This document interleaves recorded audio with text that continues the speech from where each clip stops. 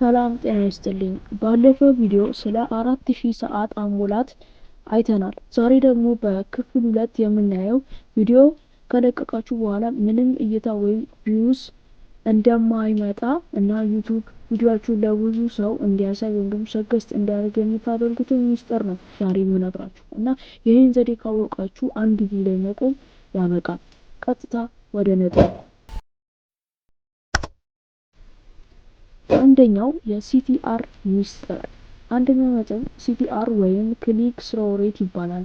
ይሄ ማለት ዩቲዩብ ለሰዎች ቪዲዮአችሁን ሳይሳይ ስንት ሰው ነክቶት ወደ ቪዲዮ ገብቷል ማለት ነው። ማለት ስንት ሰው ገብቶ ቪዲዮን አይቶታል ማለት ነው። እና ቪዲዮአችሁ ብዙ እይታ እንዲያገኝ ግዴታ ተምኔላችሁ ላይ የጻፋችሁ ጽሁፍ ትልቅ መሆን አለበት። ሌላው ደግሞ እንዲሁም ርዕሳችሁ ወይም ደግሞ ታይትላችሁ ሰውን የሚቀሰቅስ መሆኑን አረጋግጡ።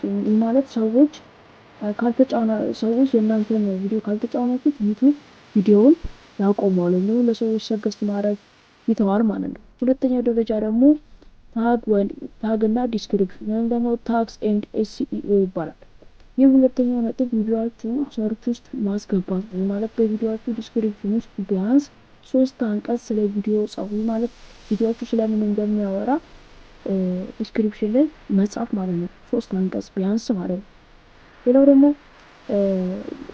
ይህ 3 አንቀጽ ከጻፋችሁ በኋላ በዚህ ጽሁፍ ውስጥ ድንገት ሰዎች ሰርች ሊያደርጉት የሚችሉት ነገሮች ደግሞ በደንብ መካተት አለባቸው። ለምሳሌ በኢትዮጵያ በዩቲዩብ ገንዘብ መስራት ምናምን የሚሉትን ደጋግማችሁ ተጠቀሙ። በታክስ ቦታ ላይ ደግሞ ከቪዲዮአችሁ ጋር የሚሄዱ ቃላትን መጨመር እንዳትረሱ። ይሄ ዩቲዩብ ቪዲዮአችሁ ምን እንደሆነ እንዲረዳው ይረዳዋል ማለት ነው። ወደ ሶስተኛው ደረጃ ደግሞ ስንሄድ የመጀመሪያው 24 ሰዓት ወይም ደግሞ ዘ ቦስት ሃወርስ። ይህ ሶስተኛውና ወሳኙ ነጥብ ቪዲዮው በለቀቃችሁ በመጀመሪያ 24 ሰዓት ውስጥ የምታደርጉት ነው።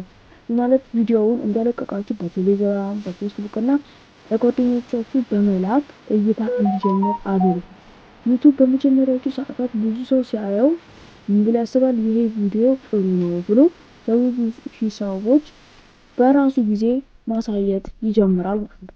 በቃ እነዚህ 3 ልጆች በደንብ ተጠቀሙ። ሌላ ደግሞ ልክ እንደ ቲፕ ነገር ልንገራችሁ ማለት ነው። እንደ ተጨማሪ ምክር ስነግራችሁ በኤዲቲንግ ጊዜ ማለት ነው አብዛኛዎቹ በካፕከት ነው ኤዲት የምታደርጉት። በካፕከት ላይ አውቶ ካፕሽን የምትለውን ተጠቀሙ። ማለት ሰዎች በዝምታ ወይም ደግሞ ድምፁን ቀንሰው እንኳን ቢያዩት የሚወጡት ጽሁፎች በቪዲዮ ላይ የሚወጡት ጽሁፎች ትኩረታቸውን ይስቡታል። ይህም የእይታ ሰዓታችሁ ወይም ደግሞ ዋች ታይሙ እንዲጨምር ትልቅ እርዳታ ያደርጋል ማለት ነው። እንግዲህ ሳጠቃልላላችሁ ሁሉም ነገር ለዛሬ የነበረ መረጃ ይህን ይመስላል። እነዚህ 3 ነጥቦች አሁኑኑ ቪዲዮአችሁ ላይ ተግባራዊ አድርጉ። ጥያቄ ካላችሁ ኮሜንት ላይ ጻፉልኝ። ቪዲዮውን ላይክ ማድረግ አትርሱ። በሌላ ቪዲዮ እስክንገናኝ ቸር ሰንብቱ።